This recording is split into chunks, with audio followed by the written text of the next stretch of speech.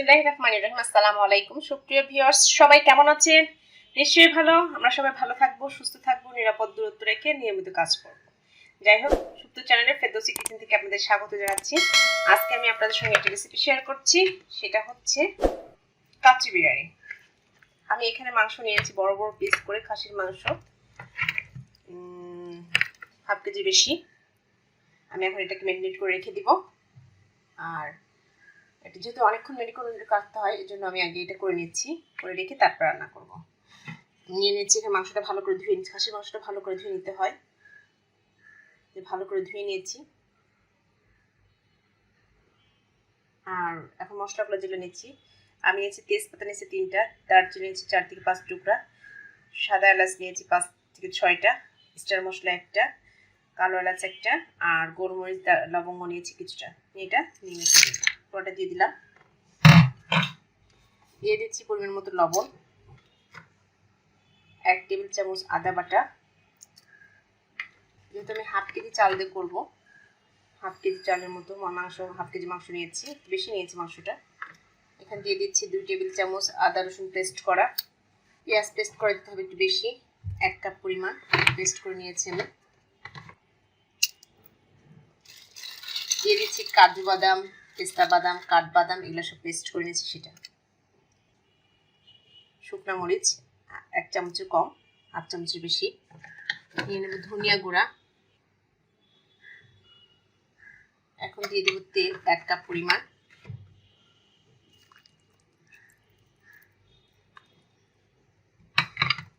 আর দিয়ে দেব দই, যেটা এসেনশিয়াল। আমি দইটা একটু বেশি দেবো গ্রেভিটার জন্য। এখন এটাকে সুন্দর করে, দইটা এখন ছাড়ে নেয়, নরমাল করে নিব। এটা দিয়ে মাখিয়ে রেখে দেবো 1 ঘন্টা থেকে। আমার মনে হয় সন্ধ্যার সময় মাখালে ভালো হয়, ওই রাত্রে, তারপরে দিন রান্না করলে বেশি ভালো হয়। আমি আজ সকালে মাখাচ্ছি, দুপুরের দিকে রান্না করব। মিনিমাম 5 থেকে 6 ঘন্টা এটাকে আমি ম্যারিনেট করে রেখে দেবো। আর এটাকে সুন্দর করে এরকম মানে ভিতরে ঢুকে যায় সেভাবে করে মাখাতে হবে।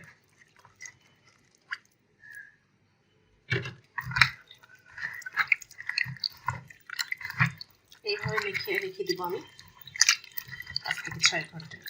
এখন সকাল 8টা বাজে, আমি একটা দিকে রান্না করব। সুন্দর করে মাংসের ভিতরে ঢুকে যায় সেরকম করে একটু মাখাতে হবে।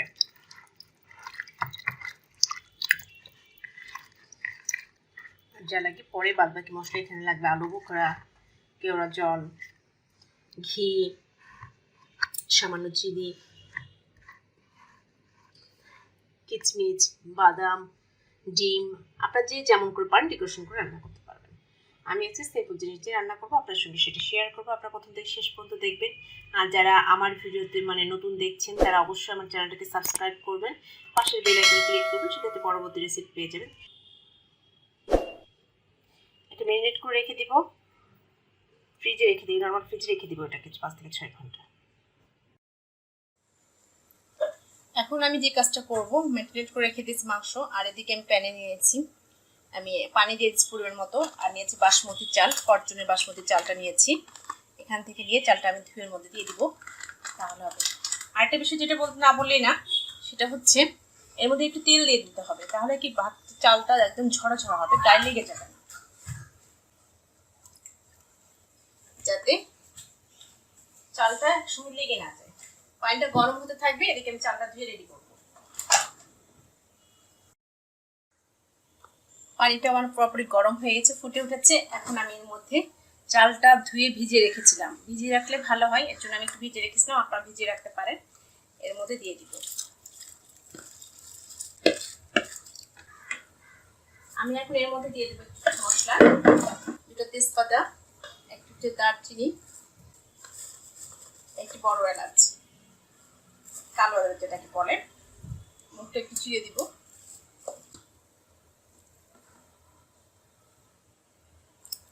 এখন একটু সুন্দর করে 80% হওয়ার মতো করে আমি রান্না করে নেবো ভাতটা।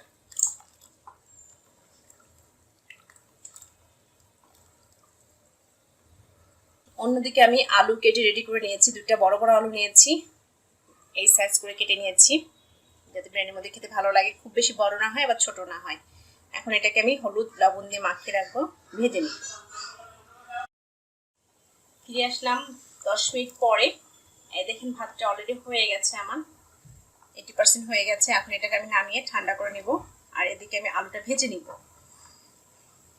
একদম হয়ে গেছে, নামিয়ে নিব।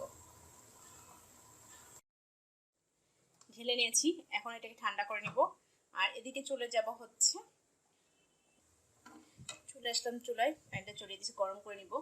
দিয়ে দিচ্ছি পরিমাণ মতো তেল, যেটাতে আলুটা ভেজে নিব বা কড়া করে।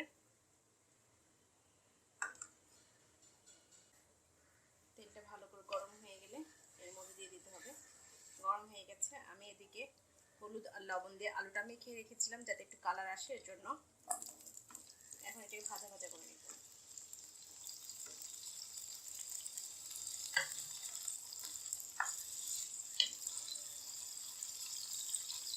আমার আলুটা সুন্দর করে আমি দেখেন এক সাইড একটু বাদামি বর্ণ করে বেশি করে ভেজে নিয়েছি, এক সাইড হালকা রেখেছি। যে যেমন পছন্দ করেন তেমন করে ভেজে নেবেন। হয়ে গেছে আমার ভাজা। এখন আমি চলে আসবো মেন অপশানে। মাংস ম্যারিনেট করে রেখেছি, সেটা দিয়ে এখন প্রসেস করব। মাংসটা বের করে নিয়েছি, মাংসটা এখন সুন্দর করে দিয়ে আমি এটাকে লেয়ারটা কমপ্লিট করে দেব। চলে আসছে লেয়ার তৈরি করার প্রসেসে। আমি প্রথমে মাংসটা পুরোটাই প্যানের মধ্যে দিয়ে দেবো। মাংসটা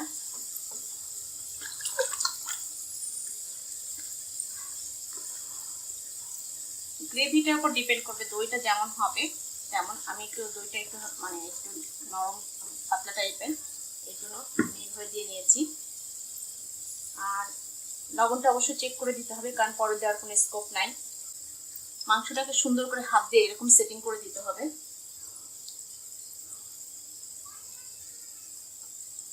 এর মধ্যে এক একে সব কিছু দিয়ে দিব। পোলাওটা দিয়ে দিচ্ছি, চাল একটু গরম আছে, এটাকে সুন্দর করে লেয়ার করে দিতে হবে।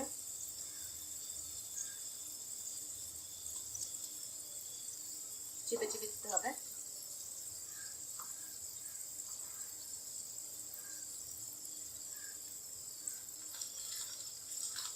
এর মধ্যে এখন আমি যা যা প্রয়োজন সব কিছু দিয়ে দেবো। দিয়ে দিচ্ছি কিশমিশ।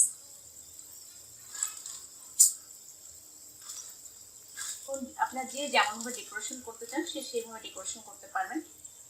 আমি এর আগে বাসমতি চাল দিয়েও করে খেয়েছি, নর্মাল চাল দিয়ে করে খেয়েছি, দুইটা দুই রকম টেস্ট। দিয়ে দিচ্ছি আলু বোখরা।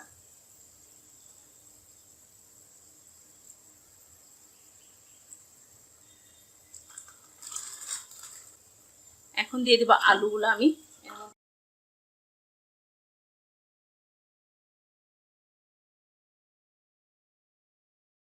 চার থেকে পাঁচটা আমি কাঁচামরিচ দিয়ে দিচ্ছি, এবার গেঁথে দিচ্ছি।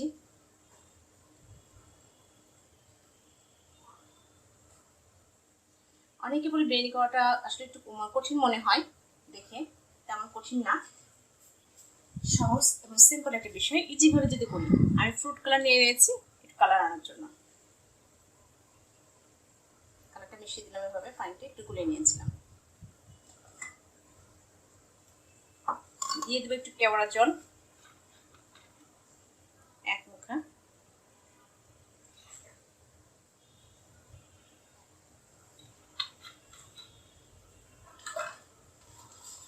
দিয়ে দেবো পেঁয়াজ ভেজে রাখা ব্রেস্তা করা, যেটা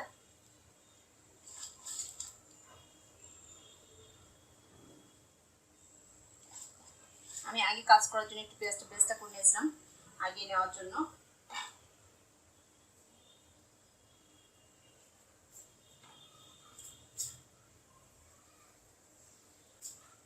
এখন দিয়ে দিচ্ছি একটু দুধ, লিকুইড দুধ, যেটা আপনারা অমিট করতে পারেন, স্কিপ করলেও করতে পারেন, তবে আমি দুধটা দিলে ভালো হয়, এর জন্য দুধটা দিয়ে দিলাম 1 কাপ পরিমাণ। এখন এটাকে ঢেকে দিতে হবে ভালো করে, সিল গালা করতে হবে। এটা তো মোটামুটি আমার হয়ে গেল, ঢেকে দিলাম। এখন এটাকে যে কাজ করবো সিল গালা, এখানে যে একটা কাগজ মানে ফ্রাই প্যানের যে ছিদ্র থাকে সেটা একটা কাগজ দিয়ে বন্ধ করে দিব, বা টিস্যু দিয়ে বন্ধ করে দিতে পারেন। টিস্যু নিয়েছি, এটাকে এখন গোল করে এরকম করে রাউন্ড করে দিব।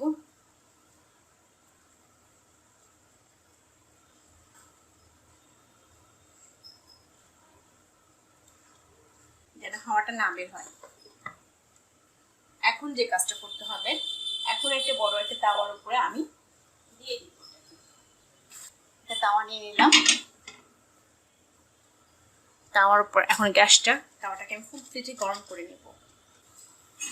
এটাকে ফুল ফ্লেটে গরম করে নিয়ে আমি 45 মিনিটের মতো রেখে দিব, যেন এটা কোনো দিক থেকে গ্যাস না বের হয় সেটা দেখার জন্য। এটা একদম মিডিয়াম আঁচে রান্না করা হবে। আধা ঘন্টা থেকে মিনিমাম 45 মিনিট সময় লাগবে, তবে আধা ঘন্টা তো অবশ্যই পার করে দেখার কোনো স্কোপ নাই, তো সময় রেখে ভালো করে করলেই ভালো হবে। হয়ে গেল আমার সব কিছু প্রসেসিং করা।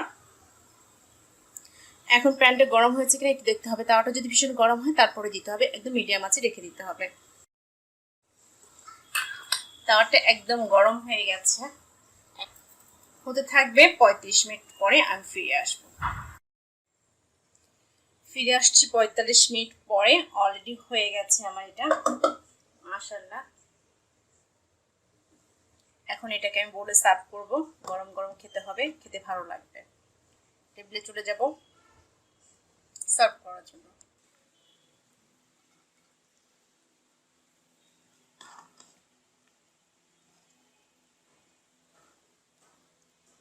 ইয়ামি একটা